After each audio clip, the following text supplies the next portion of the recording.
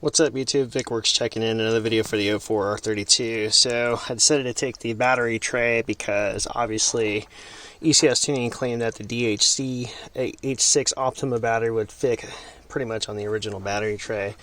Obviously you lose all the compartment on that, and in addition to that, that sucker still does not fit, as you can tell. Just there's no flush to it.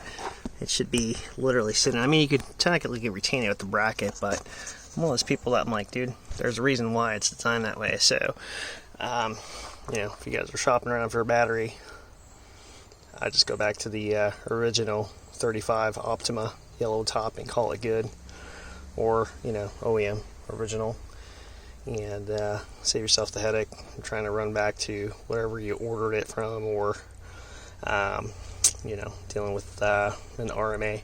Anyways, guys, just checking in, letting you guys know that update, and go from there. And as always, just, you know, subscribe, like, or hit me up in the comments below. Talk to you guys then.